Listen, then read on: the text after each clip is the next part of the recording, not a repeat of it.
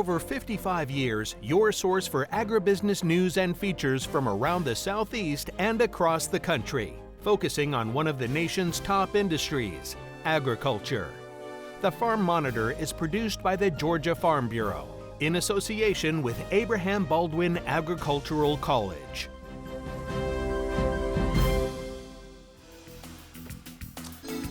Well, if you were flipping through the channels looking for a place where the dirt is fresh, the stories are ripe, and the passion for farming runs deep, then flip no more. That's right. Jennifer Parson, Ray DeLesio with you once again for an all-new Farm Monitor. If you're new to the show, then welcome, and go ahead and hit that save button as one of your favorites. Straight ahead on the show, Georgia's peach harvest is officially underway, and early signs show a sweet, juicy season ahead. Damon Jones takes us to the orchards to see what's behind this year's bumper crop. After Hurricane Helene ripped through Georgia's pecan orchards, growers were staring down massive tree losses and a 15-year rebuild. But now, some producers are already bearing fruit. John Holcomb shows us how. And then later, it's the veggies some people love to hate. But what if asparagus just needed the right recipe? We've got two that'll win you over. Meals from the field and more right now on the Farm Monitor. There's a reason they call Georgia the peach state. Our growers put heart and soul into producing some of the sweetest, juiciest peaches you'll find anywhere. And from the looks of it, this year's crop is shaping up to be another winner. Damon Jones has more on what's already looking like a peach-perfect season for 2025. When picturing fruit being grown here in Georgia, this is probably what comes to mind. And that's for good reason, as growers here in the state have a reputation of producing some of the highest quality peaches year in and year out. And thanks to some good weather during the growing season, that is looking to be the case again this season. We didn't really have any cold weather events in March, so we got through March unscathed, I guess you'd say. We had a good amount of chill, this winter, so everything bloomed well, and then we had a lot of cool weather afterwards, which usually is really good for a crop. Overall, really excited about this season. Got enough chill hours, and the peaches are looking good overall. We had a little bit of a slow start with a hailstorm that came through, hurt a few of our early varieties, but we've picked most of those already, kind of got through sort of the worst of it, and the peaches are beautiful. Good size and color and flavor, so just excited about the season. While growers are now starting to see the fruits of their labor with harvest season officially underway, it's a time of year that has been months in the making. Really all year long we're having to do something. We start in January pruning the trees, then in March and April we're thinning the peaches, taking off those excess peaches so the ones that remain get nice and large. Really what the consumer wants, and we started harvest really in early May this year. I mean, it's a non-stop thing, and that's why a lot of homeowners have problems with it, because you can't really take a break from it. I compare it kind of like to being a dairyman or a chicken poultry farmer. You can't leave those birds or those cows alone, because you got to milk them or you got to take care of them. Same thing with a peach. We're taking care of them year round. With so much fruit now ready to come out of the field, it's been a relief to growers that finding labor hasn't been a major problem. Really hasn't. Everything has gone very smooth in terms of visa applications and getting the workers here and all that. So luckily that hasn't turned into an issue. That means there should be plenty of fresh Georgia peaches on shelves across the region for the next few months. Some here in our local market, local stands, and then some are, getting shipped off to anywhere from, local grocery chains all the way up to national grocery chains, but most are staying on the East Coast by and large. With freshness being the #1 factor to consider when choosing a peach, visiting local markets might be your best option. Of course, anything, local or in our market, that's picked that day or the day before. It's really, really quick. So that's the great thing about, picking peaches every day. We can be selective of what we have in our market and put the nicest, best stuff, freshest peaches there in the market. Reporting from Usella, I'm Damon Jones for the Farm Monitor. Hurricane Helene was one of the most damaging storms Georgia pecan growers have ever experienced. It left orchards in pieces and producers facing a long road to recovery. But as John Holcomb reports, many are starting to rebuild and look ahead. 8 months ago, this was the scene pecan growers woke up to after Hurricane Helene tore through southeast Georgia, devastating orchards with heavy rainfall and winds, toppling mature trees that were just weeks away from harvest, causing more damage than any other hurricane to hit the state, including Hurricane Michael. So you had virtually 75% entire crop loss in the area of the counties that the hurricane hit. But the biggest, hardest thing was the tree loss. So almost 400,000 trees down from the hurricane. And then the third thing you get is the future income loss. But the total will easily be over Hurricane Michael. And when Hurricane Michael happened, you didn't think that you would see anything worse than that. Of course, that future income loss is what makes recovery so difficult. As Sawyer says, it can be 15 years before they start making their money back. It's one thing to lose the crop and you say, well, you know, we got a chance next year. But when you lose the tree, you lose the crop with the tree, but then you lose in our production, pecan production, you lose the next 7 or 8 years. And y'all, honestly, it's 7, 8 years before you get a crop after you plant a tree. But it's really more like 15 plus before you actually make your money back due to the at-plant cost. Months later, cleanup is still underway across the region, and depending on the level of damage, progress is moving at very different speeds. In terms of cleanup, I would say for the growers, it's going, it's as expected. For some, it's very slow because they lost so much in these hard-hit areas. There's still trees on the ground. They haven't even been able to clean them up. But where they sustain a certain, say, 30% tree loss, maybe 40%, some of those have been able to at least get those trees out. And then the trees that are still remaining are able to have a chance at a crop this year. And then if they replant, it'll be next year. Despite all the challenges, however, there is some optimism, as Sawyer says that in many areas, even those hit the hardest, trees that did survive are showing signs of recovery and have a decent crop on them this year. Generally, after a big storm like that, you do not have a crop. What's we're happy about this, is some optimism, but across East Georgia, Southeast Georgia, where my position is, there actually is a very decent crop on the remaining trees. And some of it, interestingly, is in the hardest hit areas. But in some of those regions, the trees that are left actually have a crop. And in other regions, it's spotty. But across the varieties, I've looked at a lot, and that's some optimism that I will say. And it was not expected. Reporting in Keysville for the Farm Monitor, I'm John Holcomb. Bacon? Check. Ranch? Check. Asparagus? Yep. And it all comes together in recipes that might just win you over. Meals from the Field, next.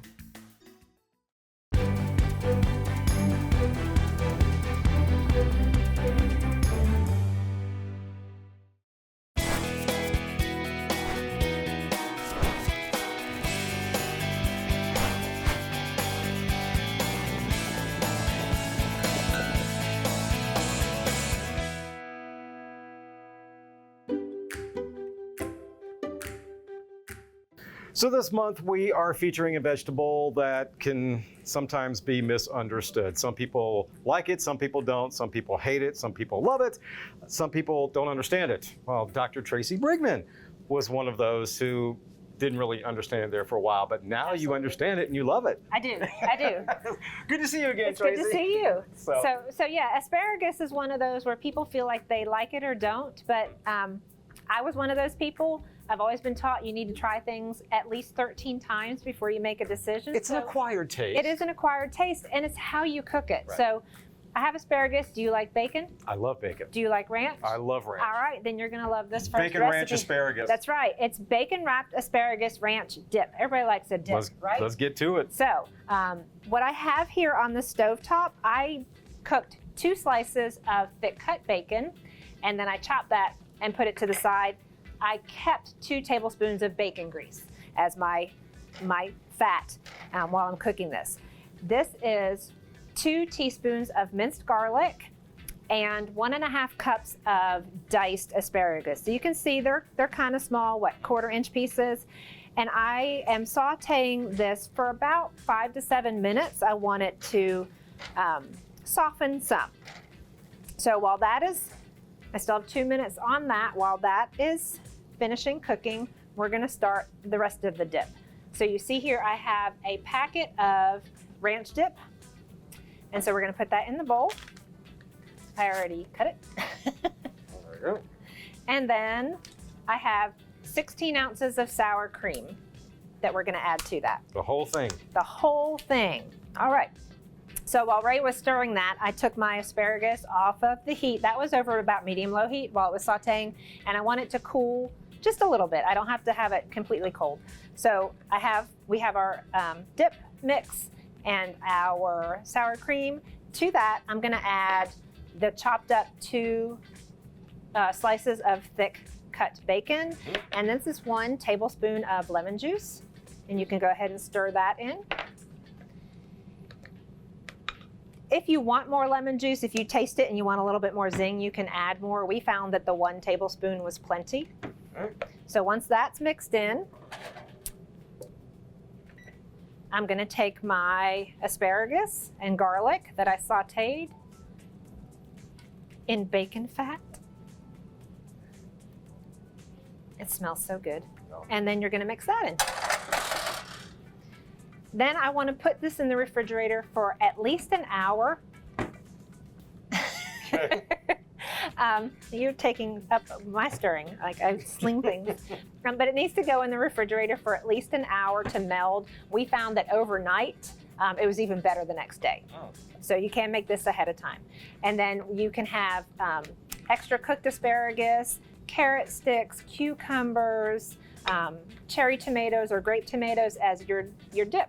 And so then you have a bacon wrapped asparagus ranch dip, and that's not overpowering in asparagus. Moving on, now we're going to a pasta salad with asparagus mixed in. Absolutely. So summer's coming up. Pasta salads are a great summer picnic item. So on the stovetop, I have 8 ounces of rotini pasta that has been boiling. The package said 10 to 12 minutes. I want it to boil for that amount of time. I need to subtract 3 minutes from my total boil time because I want to add my asparagus. So if you see my asparagus, it says bite-sized pieces. If you haven't cooked asparagus, you have to take off the woody end, and you can feel kind of where it's going to snap. Okay, and then I just cut this. Bite-sized pieces is different for different people. To me, a bite-sized piece means I don't have to cut it, and I can fit it in my mouth without it having to bend it or anything. So again, this has been cooking maybe 7 minutes now. The total cook time was 10 minutes. So I'm gonna dump my, this was 1 bunch of asparagus that I cut into bite-sized pieces. So that's gonna go in there and cook for 3 minutes along with the pasta. All right, so my asparagus has been cooking for 3 minutes. I just want it slightly cooked. I don't want it completely cooked. So what I'm gonna do is I'm gonna drain my pasta and my asparagus mix in the sink, and then I'm gonna run cold water over it. I wanna do that because I wanna stop the cooking process for the asparagus. So we drained and rinsed off the asparagus in cool water to stop the cooking process. We've shook it to make sure that there's not much water in it, because if there is, it's gonna dilute the salad dressing. So we're gonna put that in a large bowl. It looks delicious already. And then we're gonna add the parts that are gonna make it Italian. So I have 2 tablespoons of diced red onion. Red onion can be super strong. If you want it to be less strong, you can soak it in water for about 10 minutes to take out some of that bite. I like the bite, so I didn't do that. That is 4 ounces of Genoa salami that I quartered. You could use hard salami. I like the Genoa. And then this is about 2 cups of cherry tomatoes that I halved. That is about 2 cups of cubed Gouda cheese. And then I have a 2.25 ounce can of sliced black olives. So I want to mix one left. There was one in there. Oh. There we go. And so mix that together. Look how pretty, how colorful. You might have to kind of go in. I tried to separate the salami, but it's still kind of stuck. You might have to go in and separate that a little bit more. Okay, so once you have everything well stirred together, put it in the refrigerator, let it chill a little bit more, and let that dressing meld in, and you have a nice Italian rotini pasta salad with asparagus. There you go. Like she said, Italian rotini pasta salad, asparagus, and bacon ranch infused asparagus dip. 2 easy recipes you can find by logging on to farm-monitor.com, going on there to the recipe section and enjoying those like we do every single weekend after we film this segment. That's right. That's right. Well, Tracy, thank you so much. Thank you for watching, and we will see you next month.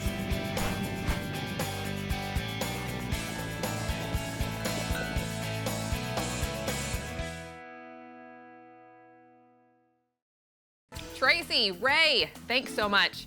Well, we are just itching to show you this informative video. Actually, our hope is to prevent you from itching. After the break, Extension Specialist Paul Pugliese on those hidden natural enemies during your summer stroll.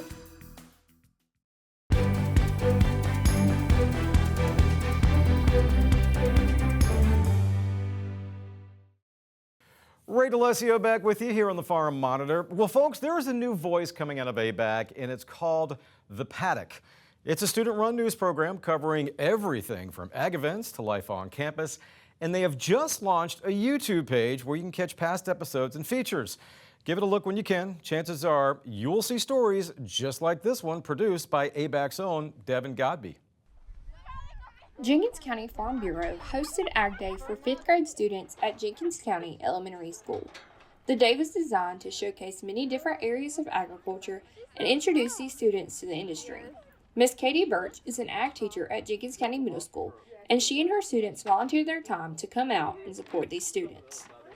Starting out with the elementary school kids learning the basic of the agriculture industry is important because agriculture is the #1 industry, not only in the country, but really in the world, okay? So without ag, we wouldn't have food, we wouldn't have shelter, and we wouldn't have clothing. And I think it's important for our kids to understand that so they know that their food doesn't just show up in the grocery store, it actually comes from somewhere.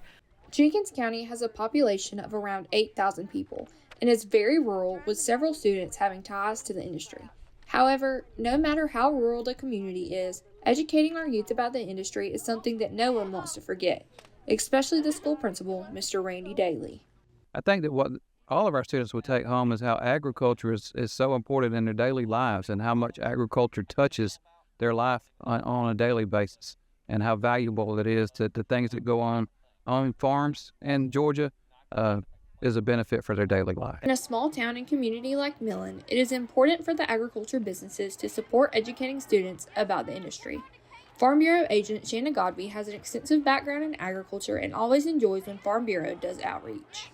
Farm Bureau was created by farmers for farmers. So it's really important that we get out there because that was our ultimate mission. That is the Georgia Farm Bureau Federation's mission, is to lobby for farmers and to help farmers and to help our farming communities, because every time you help a farming community, you help the entire state. So it's really important for Farm Bureau to step up and get out there and show these kids what's going on. Businesses and organizations from Jenkins County and beyond came out in full support of Ag Day. Students were able to learn more about beef byproducts, ag equipment, the forest department, and many other sectors of the ag industry. This not only educated students about the industry, but allowed them to see various careers across the spectrum. You don't necessarily have to be in the production side of it to be in the ag industry. It's also important for our kids to know that they can help sell the product, they can help market the product, they can go into the further processing of the product, and then technology has become a really big part of the ag industry. You can be an engineer, you can be a mechanic, and still work in the ag industry. Introducing these students to the industry might just lead to the next generation of ag leaders. In the paddock, I'm Devin Godby. Finally this week, with toasty weather upon us, everyone's out enjoying the sunshine. But beware, there's a hidden danger lurking in the greenery, and it's not just at ground level. As UGA Extension Specialist Paul Pugliese explains, this invasive nightmare can strike from unexpected places.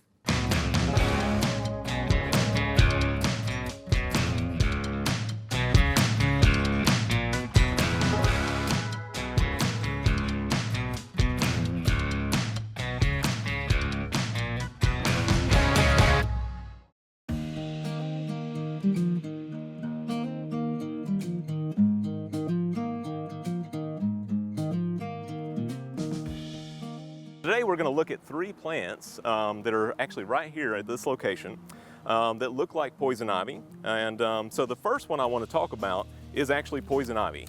And so everybody knows that poison ivy has leaves of 3, right? And so you probably heard the old saying, leaves of 3, let it be. And so it has what's called a compound leaf cluster. And usually it's growing on the ground is where you're going to see it a lot of times. Sometimes there's a look-alike that's called poison oak. Poison oak actually has little notches or little teeth on the sides of the leaf, but looks very similar to poison ivy, and of course that also causes problems if you touch it, right? So that's one of the more common types that we see. Now poison ivy can get quite large. It'll actually grow in vines that'll climb up into tree canopies. And so some of the larger vines are big fuzzy vines. It's one of the few tree vines that we see in Georgia that has big fuzzy vines. And I always say, you know, Tarzan doesn't like fuzzy vines. So don't ever touch those fuzzy vines because it also has the oil in it, just like poison ivy, that can get on your hands and cause that dermatitis reaction, okay? So again, that's what poison ivy looks like. When it gets up into trees, sometimes those branches can come out off of the sides of the vines that go out 6 to 8 feet.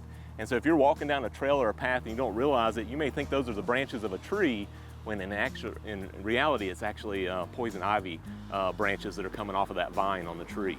Okay? So when you're hiking and going outside, always make sure you look up and be aware of what's around you, not just what's on the ground beside you. Now, one of the key differences between poison ivy and box elder is the leaf arrangement. And so if we look really close here, we'll see where the buds of those 2 compound leaves attached are side by side. Poison ivy actually has branches or those leaf petioles that come out that are alternating down the stem. They're not going to be side by side. So if you get close enough and you want to look and see, you can tell the difference between box elder and poison ivy based on that leaf arrangement, opposite or alternate. Again, box elder has that opposite leaf arrangement. A third type of plant that we see in Georgia that's commonly confused with poison ivy is called Virginia creeper. And so Virginia creeper is another vine that sometimes grows along the ground. And sometimes it'll grow up into trees as well, just like poison ivy does. But here again, you can see that it has 2 different leaf shapes. One of the leaf shapes is going to be a cluster of 5 leaves, very similar to that box elder, but you can also see some of the younger leaves here have a cluster of 3 on it, okay? So again, this one looks very similar to poison ivy, but the difference is you actually have some that are leaves of 3 and some that are leaves of 5. So if you see any clusters of 5 leaves, whether it's on a vine like Virginia creeper or on a tree like box elder trees, you know that's not poison ivy. Poison ivy always has leaves of 3. So that's how you tell the difference between those different types of native plants.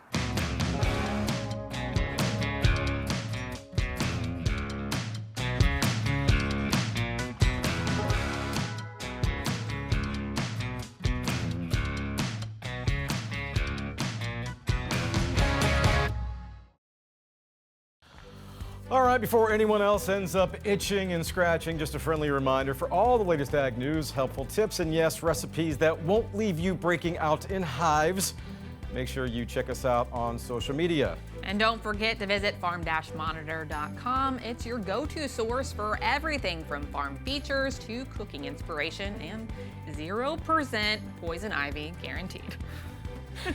Take care, everybody. We'll see you next time right here on the Farm Monitor. And remember, leaves of 3, let it be.